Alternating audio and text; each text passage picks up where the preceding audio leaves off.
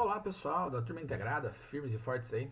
Na segunda-feira a gente teve lá a aula ao vivo, né? E eu fiquei devendo uma questão da aula 23 e 24 do seu caderno Tetra. Para a gente não ter que retomar essa questão na próxima segunda, que eu queria discutir, continuar a nossa discussão de assuntos, eu tinha me comprometido de gravar essa questão e subir para você. É isso que eu estou fazendo agora, belezinha? Tá?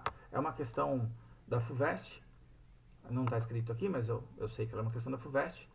E é uma questão que dá um pouquinho de trabalho para a gente fazer. Ele fala assim: uma criança anda em uma bicicleta que rola sem deslizar e possui velocidade constante de 4 metros por segundo. Os pneus são iguais e têm 50 centímetros de diâmetro. Na figura, uma pedrinha se desprende da bicicleta no ponto P. Determine, letra A velocidade da criança em relação ao solo. Tranquilo, né? A velocidade da criança em relação ao solo é igual à velocidade da bicicleta. O que a gente considera aqui? A criança, ela se desloca com a velocidade do meio onde ela está colocada. Ela não tem uma velocidade motriz. Né? Lembra que a gente conversou semana passada sobre isso, né? Toda vez que eu estou num meio e este meio se desloca, eu precisaria somar minhas velocidades. Vamos pegar um exemplo disso. Se essa criança estivesse no interior de um ônibus e o ônibus estivesse andando e ela caminhasse pelo corredor, teria a velocidade motriz dela mais a velocidade do ônibus. Mas ela está sentada na bicicleta. Então a velocidade da criança é a própria velocidade da bicicleta e vale 4 metros por segundo. Tranquilo? Letra B. A velocidade do ponto Q em relação ao solo. Quem que é esse ponto Q? É um ponto na base do pneu dianteiro. Eu peguei aqui um pneu qualquer, podia ser o dianteiro ou o traseiro, vou usar a mesma figura, para poder representar quais seriam os vetores que eu tenho atuando nessa bicicleta, ou nesse pneu, perdão, em diferentes pontos. Todos os vetores que estão em verde, tá? Esse aqui, ó, correspondem à velocidade de translação, a velocidade de movimento da bicicleta. Os pontos que estão em verde significam que o pneu como um todo e como todas as outras peças da sua bicicleta, como a criança, se desloca para a direita com uma velocidade de 4 metros por segundo. Entretanto, além dessa velocidade verde, que é a velocidade do meio, beleza? Tá? A velocidade da bicicleta andando, esse pneu também gira. Se eu suspendo essa bicicleta enquanto o pneu está girando, ele deixa de ter essa velocidade verde, mas continua tendo as velocidades vetoriais tangenciais que estão em vermelho. Porque o pneu está girando. Então imagina que eu tenho um ponto pintado nesse pneu. Eu suspendo ele do chão e eu vejo esse ponto girar. Então existe uma velocidade tangencial de rotação. Então, para cada posição desse pneu, eu tenho uma composição das duas velocidades. O equivalente à motriz, que é a tangencial, tá? Que é a velocidade do pneu se movimentando, mais o pneu andando com a bicicleta. E aí é bem interessante, ó. No ponto Q, que é o ponto da base aqui, essas duas velocidades elas são opostas. Velocidades opostas e de mesmo valor, porque essa aqui vale 4 metros por segundo e essa vale 4. Então no resultante no ponto Q é a velocidade da bicicleta menos a própria velocidade desse ponto Q. 4 menos 4 dá 0. A resultante aqui é 0. Curioso, né?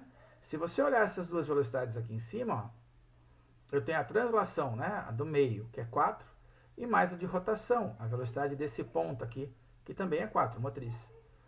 4 mais 4 daria 8. A velocidade aqui é 8 e a velocidade aqui embaixo é 0, resultante.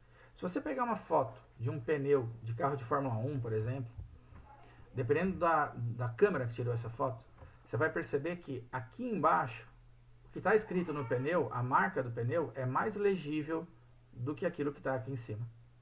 E por quê? Porque aqui a velocidade é mais próxima de 0, né? É 0 aqui.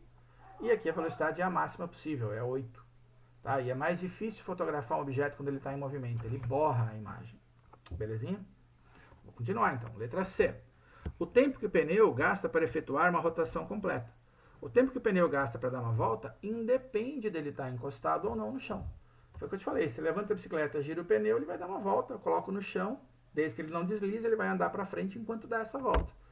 Esse período a gente obtém com a equação do movimento circular. V igual a 2πr dividido por t. A velocidade é 4, né? A velocidade de rotação dele. Então, 2π vezes o raio, o diâmetro era 50, cadê aqui? Então, o raio é metade disso, 25, 0,25 metros, dividido por período. Esse 2 vezes 0,25 dá meio π, Tá? Lá está 4, troca o t com o 4 de lado, escreve isso aqui na vertical, essa matemática você mata. O período vai ser meio π sobre 4, para não ficar meio com fração, multipliquei em cima e embaixo por 2. Período é π sobre 8 segundos. Tá? Período é π sobre 8 segundos. Belezinha? Letra D. A velocidade da pedrinha no ponto P em relação à criança. Vamos lá. Ó, a criança, quando eu pego a pedrinha no ponto P, é essa aqui, né? A criança, ela tem a mesma velocidade verde do que tem a pedrinha. Porque a velocidade verde que está representada aqui é a velocidade de movimento de todos os pontos que estão na bicicleta. Todos os pontos que estão na bicicleta se deslocam para a direita com essa mesma velocidade, porque eles são arrastados, são levados pela bicicleta. Ué, então se a velocidade dela, verde aqui, é a mesma da criança, essas duas velocidades é como se elas se cancelassem, porque a velocidade relativa entre esses caras é a subtração dos seus vetores. Vetores iguais que eu subtraio aqui ó, no eixo x, um cancela o outro. Sobra só a velocidade no eixo y. Então a velocidade da pedra em relação à criança é 4 metros por segundo. Beleza? Nesse momento? Por quê? Porque essa pedra nem se aproxima nem se afasta da criança horizontalmente aqui, neste instante. E finalmente, a velocidade da pedrinha no ponto P em relação ao solo. Bom, no ponto P eu tenho a velocidade de movimento do meio, mais a própria velocidade motriz, a velocidade de translação. A velocidade dela em relação ao solo é a soma das duas. Esses vetores são perpendiculares, você faz um Pitágoras aqui, ó. Regra do paralelogramo, Pitágoras. A velocidade resultante da pedra em P é a velocidade somente da pedra, tá? Ao quadrado, mais a velocidade da bicicleta, tá? A velocidade motriz, que seria do motor do pneu girando, mais a velocidade do meio, que é a bicicleta andando. Como essas velocidades são perpendiculares, tem que fazer um Pitágoras. Tá? Então, 4 ao quadrado mais 4 ao quadrado, 16 mais 16, raiz de 32, né? 2 vezes 16, 4 raiz de 2 metros por segundo. Tá? Não é uma questão muito simples, é uma questão já um pouco trabalhosa. A ideia dela é bem legal. Tá? Volta, dá uma olhada com calma, tenta refazer essa questão. Tá? E se tiver dúvida, aí você tira comigo segunda-feira. Vem pergunta segunda-feira o que a gente está precisando, tá? Que inclusive na segunda a gente vai ver a aula de lançamento horizontal. Mas se tiver dúvida nessa, dá pra gente ver. Belezinha?